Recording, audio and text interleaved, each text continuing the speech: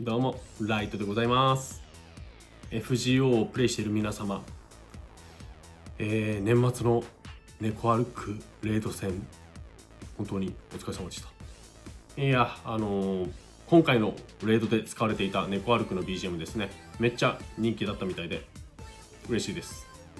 そんなわけでですね、今回はこの曲についてちょっと深掘りしたいと思います。まず、この猫歩く BGM 正式なタイトルは GCV2022 New Genesis。 実はこれはメルティブラッドタイプルミナっていう対戦格闘ゲームで、猫歩く専用ステージグレートキャッツビレッジ R の、BGM です。これですね。これパッケージ、これスイッチ版ですね。このゲーム猫歩くを使って目からビームを出したり、逆に敵キャラとしてボコボコにすることも可能です。 FGO のレイドじゃボコり足りねえっていう方はぜひこのゲームチェックしてみてください。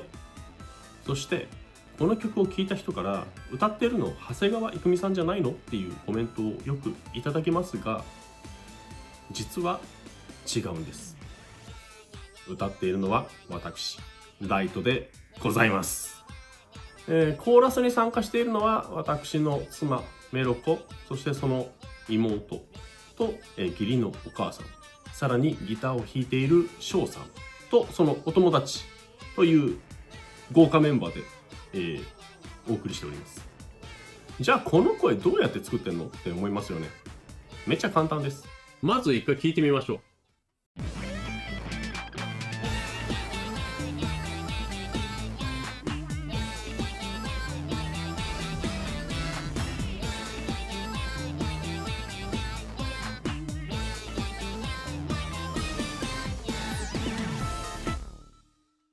まずですね、心を込めずに投げやりな感じで歌う。これ私が歌ったやつですね。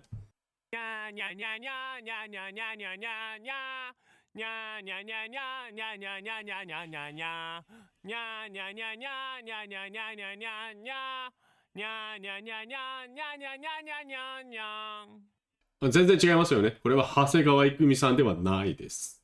はい、これをですね、猫歩くっぽい声に変えていきます。このソフトはキューベースというんですけど、このキューベースで撮った声にですね、バリオーディオという機能がありまして、このバリオーディオの中の、フォルマントというパラメータがあります。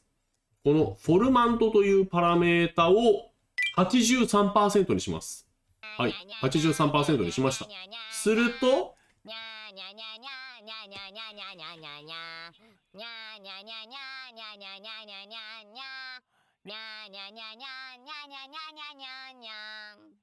はい、こんな感じになります。ちなみにフォルマントを 80% ぐらいまで上げると誰の声でもこうなります。男性の声なら誰の声でもこんな感じになります。女性の場合はもともとキーが高いので、もうちょっと低めのフォルマントのパラメータにする必要があります。はい、たったこれだけで完成ですね。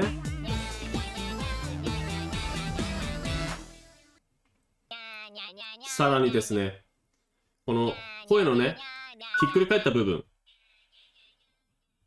ちょっと変でしょ？こういう声のひっくり返った部分は、通常は直します。直すんですけど、猫歩くの場合は、声のひっくり返った部分とか音程が外れた部分は、あえてそのままにします。なんでかっていうと、この猫歩くのわけわかんねえ感を出すためです。これ直すと、可愛げがなくなるんですよ。この終わりの部分、最後ね、音程外れてるんですよ。にゃーんと音程が外れてるんですけど、あえてこれはそのままにしています。猫歩くが8小節歌うと、最後には飽きるというのを、ここで表現しています。これ直すと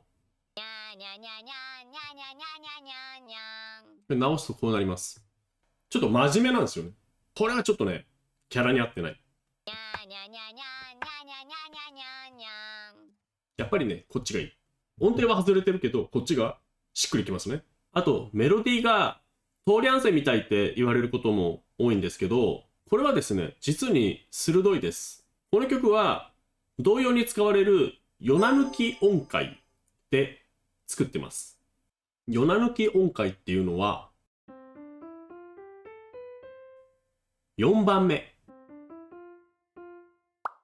はですねと7番目、このシですね、この4番目と7番目を抜いた、だからヨナ抜き音階と言います。これを抜くとなって、この抜くだけで童謡っぽくなるんですよ。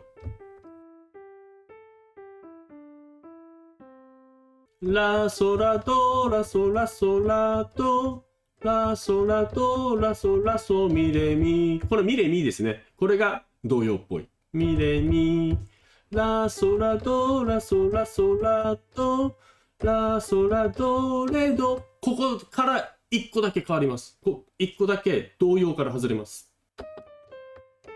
このミのフラット、ここだけこのヨナ抜き音階から外れます。このメロディーの最後だけ猫歩くのひねくれ感を出すためにブルースノートという半音ずれた音を使っています。本当だったらだけどあえてこうすることでこのちょっとひねくれ感が出るわけですね。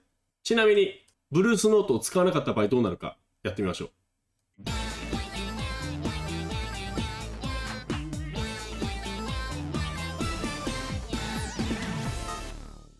これはやっぱ違いますよね。このブルースノートが過去に作った猫歩くの BGM すべてに共通してこのひねくれ感、怪しげ感を表現しています。というわけで猫歩くの BGM の秘密お届けしました。この曲気に入った方はぜひメルティブラとタイプルミナ遊んでみてください。Nintendo Switch、PS4、Xbox One、Steam で絶賛発売中です。ではまた次回。